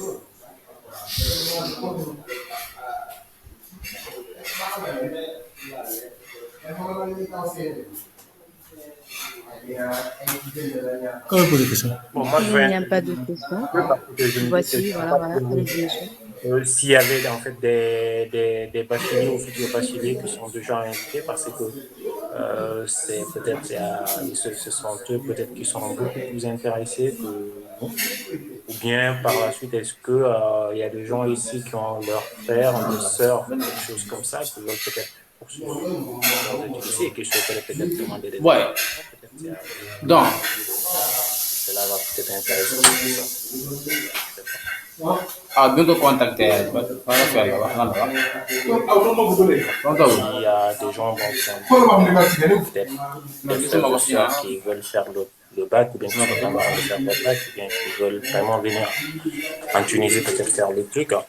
Ça va beaucoup plus intéressant, mais moi je serais vraiment ravi de revenir un peu avec nos ressources sur le truc. Ça m'intéresse beaucoup. Et la suite, c'est possible. Genre, tu veux écrire une lettre. Avant de rebondir sur le doctorat, j'aimerais bien que monsieur réexplique la procédure par laquelle on obtient ce bac. Est-ce que c'est juste par sélection, on vous sélectionne parce que vous avez une mention, ou bien est-ce que vous pouvez déposer par vous-même pour obtenir une bourse? Et si vous devez déposer par vous-même, quels sont les documents requis que vous devez déposer? Parce que peut-être qu'il n'y a pas d'étudiants bachelier. Peut-être que quelqu'un entre nous, bien quelqu'un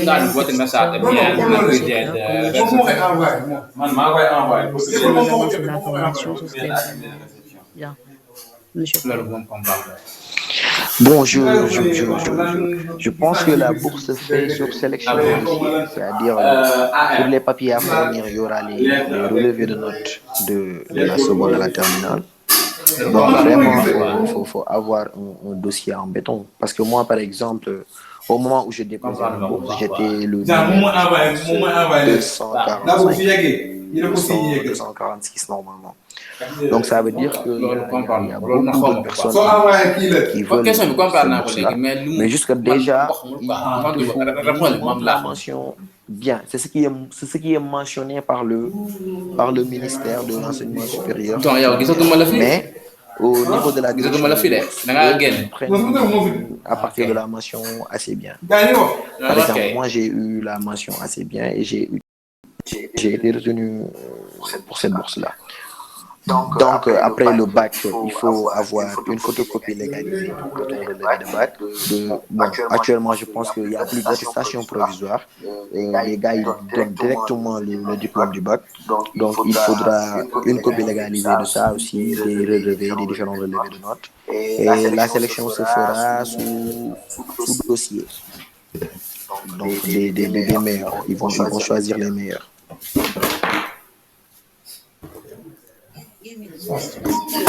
D'accord. Merci beaucoup pour cet éclaircissement, Monsieur Fall. S'il y a d'autres questions aussi, vous pouvez toujours poser vos questions avant que l'on parle du doctorat pour Monsieur Aboubakar Condé.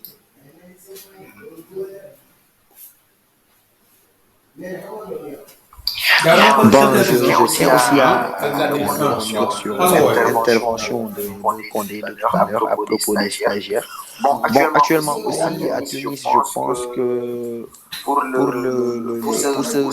volet, c'est un peu fermé. Actuellement, on est dans les négociations pour voir, au même titre que les étudiants arabes, on est en train de voir comment pouvoir rétablir ces conventions pour que les gens puissent venir se former dans le domaine professionnel, dans les centres de formation tunisienne.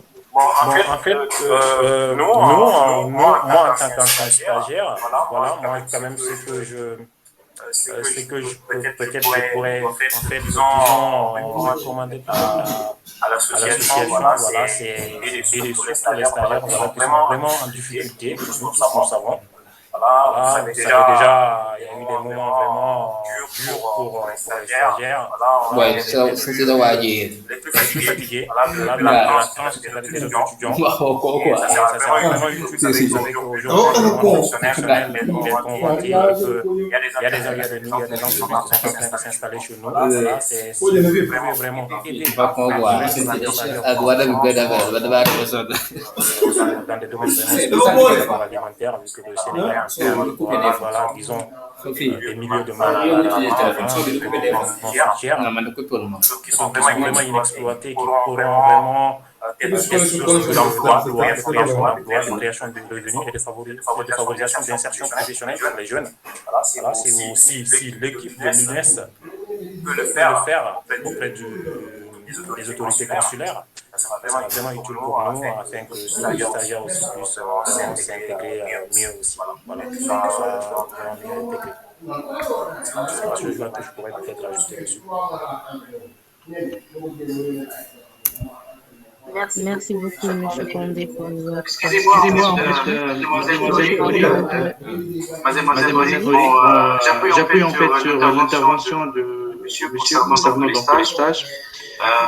Pour nous, moi personnellement, je suis oui, voilà.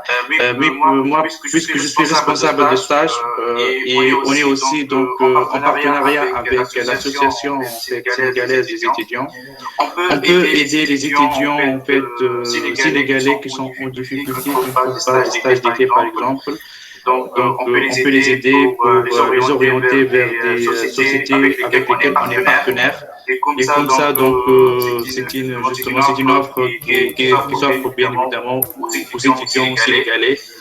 Et voilà, donc, comme ça, on peut bien évidemment appliquer notre partenariat sur le champ. Donc, voilà, on donne la main en fait à l'association pour l'aider au niveau des stages pour les étudiants, si l'on a besoin. Merci beaucoup. Merci à vous. Ça va faire vraiment plaisir de pouvoir l'avoir par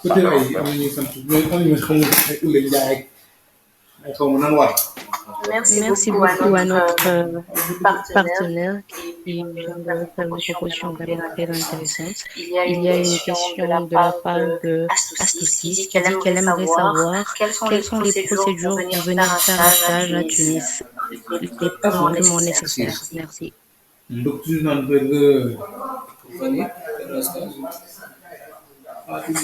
Voilà, il faut aussi spécifier. Tu peux d'ailleurs réitérer un petit peu ta question parce que je l'ai vu passer comme ça. Demander quels sont les documents pour...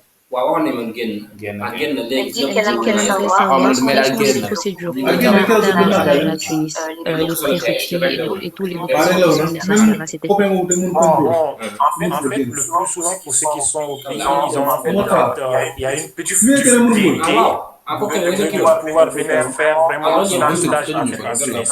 Dans le cadre des études, une fois à Tunis, voilà, on avait mis, je l'avais fait, je t'apporte pour les différentes des stages pour des structures par le biais de connaissances en consort. Maintenant, pour pouvoir peut-être quitter la vraiment connaître une entreprise, postuler dans l'entreprise, voilà.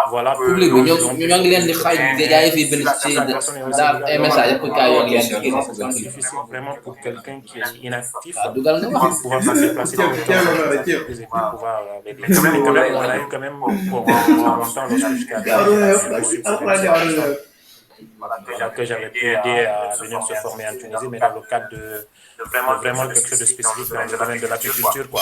Là, quand même, je l'avais vu parce que j'étais obligé de faire des va-et-vient entre le ministère de l'Agriculture, le ministère de l'Élevage, l'Office tunisien d'élevage et de pâturage, l'Office tunisien d'élevage et de pâturage et le centre agricole de Maïssa. C'était vraiment dur de pouvoir faire venir quelqu'un. Voilà. Mais quand même, on l'avait réussi quand même de le faire. Mais je pense qu'avec Ousmane Fall, c'est possible quand même. Voilà. Bien sûr, il faut se rapprocher de l'association des étudiants. Bon, juste, ma son participation, son formation, nous pouvons avoir une formation là. J'espère que cette réponse a été satisfaisante pour mademoiselle Astoussis. Donc, s'il y a d'autres questions, si vous voulez les commentaires, comme vous pouvez allumer votre micro et directement. Ay certificat ci ay premier professionnel mën na fi ci intégrer quoi. Non, il n'y a plus de questions. Est-ce que M. Aboubacar Condé est intéressé par la question que vous demandez par rapport au doctorat avec M. Morisseau? Oui, moi je suis quand même intéressé. Mais en fait, moi je voulais dire que comme j'ai dit, en fait, tout à l'heure, je vais répondre juste ce que j'avais dit. En fait, moi, on m'a proposé de faire, comme je l'ai dit, le doctorat en business administration. Voilà, j'avais compris cela. Mais en fait, vu ma spécialité, je suis dans tout ce qui est la prévention des risques professionnels actuellement, mais que j'ai une spécialité à part entière qui est vraiment le domaine de l'apiculture et que je vois que mon pays en question a vraiment c'est-à-dire un potentiel fort intéressant dans ce domaine-là. Donc, j'aimerais travailler sur l'écophysiologie végétale et l'identification des races d'abeilles au Sénégal. Mais je peine à trouver, c'est-à-dire vraiment un doctorat dans ce sens-là. Est-ce que, M.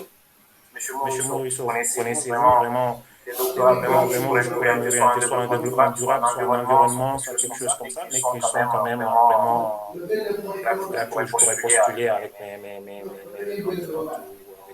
diplôme, quelque chose comme ça, je sais pas.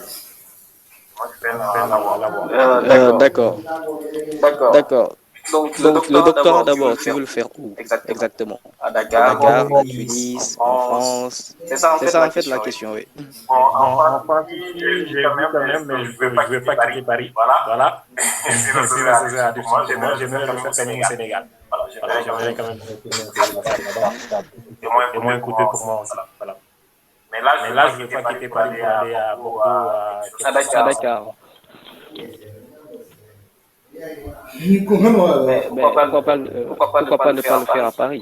C'est mieux. Parce qu'à Dakar, bon, là, ça sera un peu difficile. Hein. Je sais pas, le domaine que tu recherches d'abord, est-ce que ce domaine-là on peut l'avoir au niveau de l'université, peut-être de l'université de Bombay. Bon, là, je ne connais pas carrément les spécialités qui sont là-bas. Peut-être qu'il faut se renseigner d'abord. Parce qu'eux, ils sont beaucoup plus dans ce qui est agriculture. Bon, ils ont rajouté le domaine. Ce qui est sûr quand même, il y avait vraiment agriculture, peut-être apiculture. Bon, je ne sais pas. Tu essaies de te renseigner par rapport à ça. Mais ce qui est sûr, d'abord, il faut essayer de chercher un professeur. Parce que le plus important dans la thèse de doctorat, c'est le prof, c'est l'encadrant. Et maintenant, si tu as l'accord de l'encadrant, oui. J'ai déjà trouvé le directeur de l'ISAE, vu que j'enseignais à la faculté des sciences économiques, je conseille le module apiculture. Voilà, donc j'ai arrangé le directeur de l'ISAE pour m'encadrer sur tout ce qui est l'écophysiologie. Là, quand même, j'ai quand même un sujet déjà sur place, étalé. Voilà, je bascule maintenant sur un encadrant qui est prêt à me partager sa connaissance sur tout ce qui concerne. Je peux en trouver vraiment une école et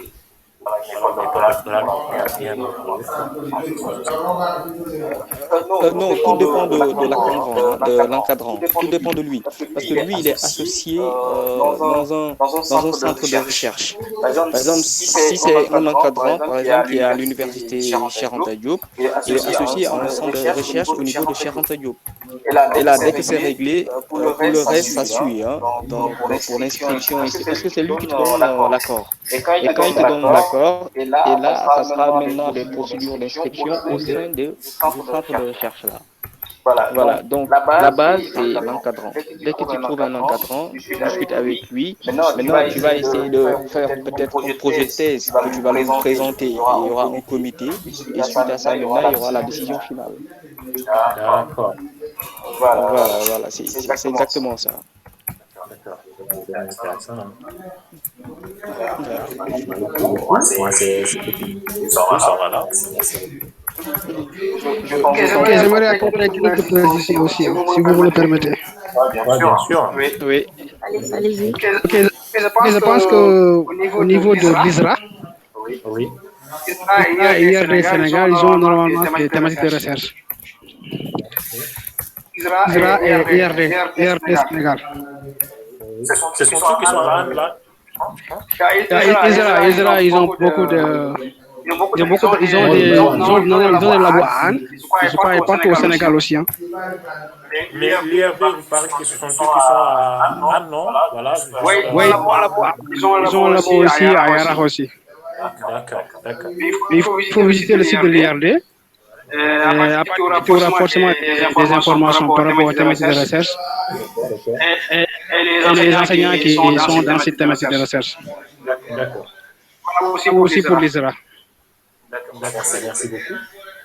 Pour l'université de Dakar, la faculté, je crois, la faculté, je crois, SN et géologie, je crois, j'ai oublié le nom. Ils sont affiliés à l'école doctorale sciences physique, chimie et sciences des matériaux. PCSTU. C'est juste de la géologie. SN, le département SN. D'accord. Fortement, ils sont forcément affiliés à l'école doctorale PSC STUI. D'accord. Physique, chimie, sciences de la Terre et de l'univers. Mais moi, je vous conseille toujours de regarder au niveau de l'ISRA et de IRD Sénégal. Forcément, tu vas avoir des informations par rapport à ta question. D'accord. Ok, merci. Merci beaucoup pour ces Merci Modou. informations qui viennent de descendre ici. Donc, voilà, j'allais même donner la parole à M. Ibrahim Abba qui vient de poser une question. Avant ça, il y a aussi l'UNEST qui nous disposons également de formations certifiées sur Udemy, le géant américain de l'e-learning. Donc, les étudiants professionnels et chercheurs souhaitant perfectionner leur CV peuvent visiter notre site pour plus d'informations ou bien contacter la commission pédagogique directement ou bien sur Welcome. Monsieur Ibrahim Abba, la parole vous est donnée.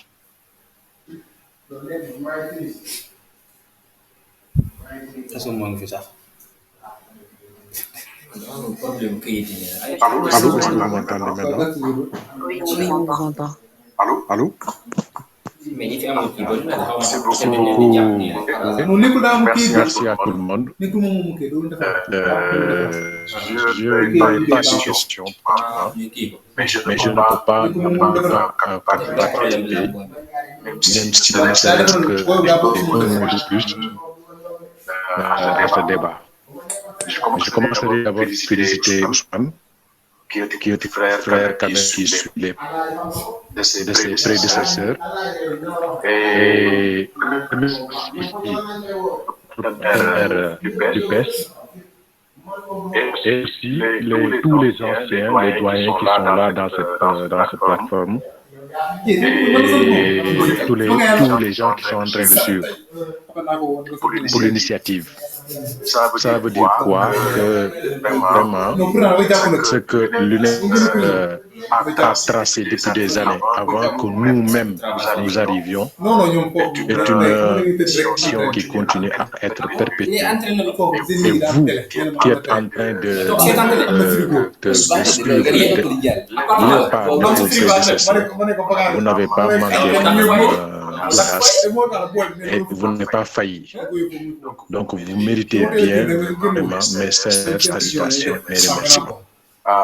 Concernant ce débat, vraiment, comme j'ai raconté beaucoup, je ne peux pas quand même ne pas ajouter quelques mots, mais tout ce que je viens de suivre concernant un peu ce que Maudit nous a donné comme information et le débat qui est en train de se passer entre frères. Comment il s'appelle, Sankara encore, Sankara que je salue de ce passage, et aussi Boubacar, oui, effectivement, le petit frère Boubacar, et l'autre partenaire des informations cruciales vraiment que le partenaire que je suis de passage a donné, qui sont très importants pour ceux qui quand même aspirent à venir faire des masters et des licences professionnelles, des masters de recherche bien entendu. Et vraiment, ce genre de débat doit être multiplié. Parce que, comme j'ai l'habitude de le dire, l'UNES est une association pas comme les autres. C'est une association de recherche qui regroupe quand même d'étudiants. Ce n'est pas une association de musique ni de danse qui regroupe des têtes vides, non. C'est des étudiants qui ont fait des kilomètres pour venir dans un endroit à la recherche du savoir. Ça doit se traduire à travers des actes. Et je l'ai toujours mentionné durant les périodes où vous faites ce qu'on appelle un renouvellement de bureau. Mais nous tournons autour de ça. Vous rappelez ce que les autres ont déjà fait, la génération de Mori, la génération de Mamadou Ndiaye Sène, et bien avant eux-même la génération de ceux que je n'ai pas vu et que j'ai entendu, ce qu'ils ont ici à Tunis, et Dieu a fait que c'est des chercheurs ou bien c'est des gens qui travaillent dans des entreprises qui ne regrettent pas vraiment leur passage ici à Tunis. Pourquoi? Parce que l'élément qui les réunissait était un élément, un idéal, un plaisir à partager, c'est-à-dire une association digne du nom. Et ils ont laissé un héritage vraiment qui n'a pas failli. Et c'est cet héritage-là que je cesse de vous rappeler, de perpétuer, de faire tout pour le préserver. C'est à travers ces choses-là qu'on de vous, les êtres de demain. Je ne peux pas terminer aussi sans réitérer le décret important. Parce que les associations, devraient être les premiers quand même à indiquer la totalité de l'objet des associations. Je ne vous en pas, il faut participer, il faut aller jusqu'au bout. Parce que le monde de demain ne se fera pas sans les femmes. Nous avons évolué, le monde bouge très rapidement. Il faut que les femmes, à partir de bas âge, sachent que ils ont le droit de participer au monde et ça commence déjà. Quand vous êtes là, vous devez participer, vous devez aller faire aussi des recherches pour pouvoir savoir comment est-ce que le troisième cycle peut se faire. Parce que ça ne serait pas aussi une licence master pour les femmes. Donc, participer, c'est les mêmes questions. Moi, je suis une femme, je peux une doctorante. Pourquoi je dis tout? Je dis à toutes les femmes sénégalaises, le monde de l'Europe, c'est le sens que prétendre quelque chose, il se trompe.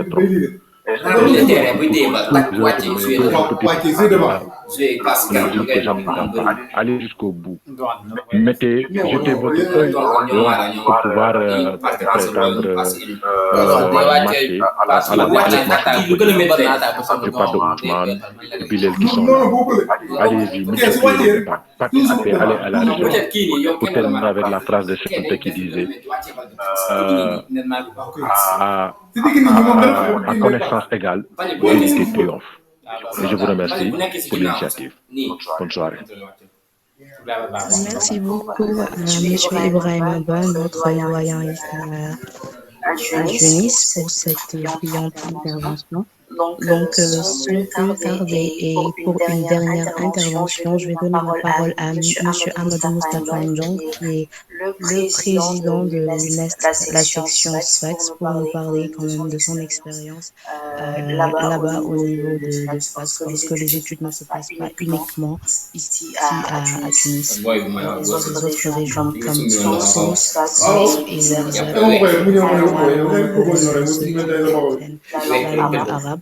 Donc, Monsieur Jong, si vous m'entendez.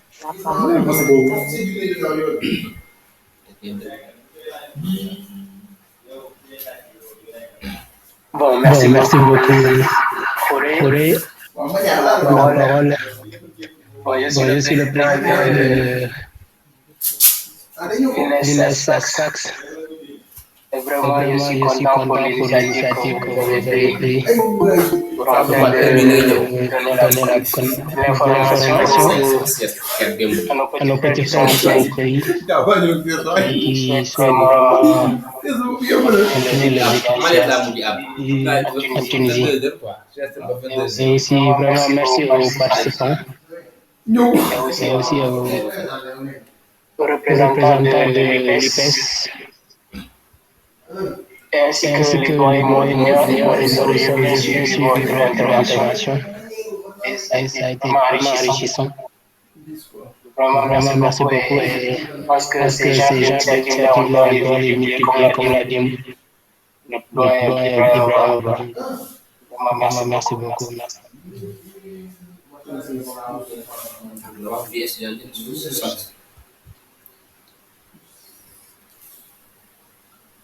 Est-ce que moi, c'est ça?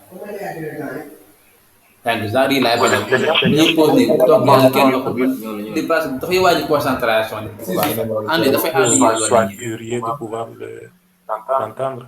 Comment vous pouvez sur ça, non man webinaire mu ngi animé ak projet daal xam nga kenn day pare là-bas donc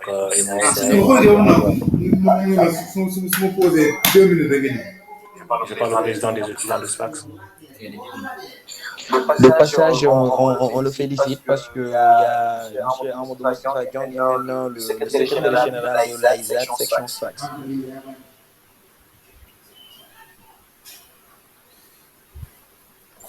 Pardon, Ousmane, il avait dit.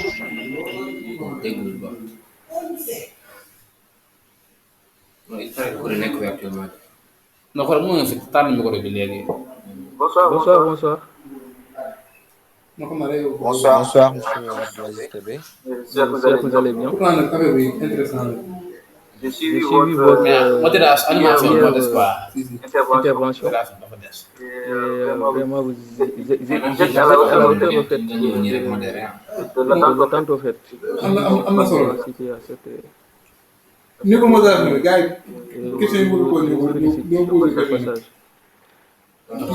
a M. Mori aussi. Au passage. Un bon moment, je n'ai pas été nouvelle.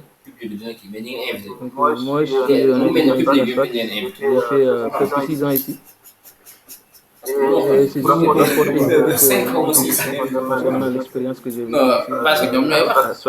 Non, 5 personnes. Est-ce que benn stagiaire benn étudiant public ak kuy teew non la rek. Léegi ñeneen ñi ñu amee ay questions yu laaj rek la finance. Actuellement, je fais un ingénierie financière en 5e année. Initialement, je me suis inscrite en licence fondamentale. Et en master, je me suis inscrit en master professionnel, donc ce qui est un peu paradoxal. Donc, juste pour conscientiser les jeunes qui vont venir après, pour vraiment dire aux étudiants qui sont à Tunis, particulièrement à Ousmane Fall, qui est l'actuel président de l'UNESCO, bien conscientiser les jeunes qui vont venir après, parce que voilà, ils sont sans expérience. On ne peut pas connaître le milieu universitaire, donc il serait vraiment préférable de les orienter sur ce qu'ils veulent faire. Beaucoup de choses à dire. Parce qu'il faut faire une licence fondamentale et arriver en master, ils s'orientent vers le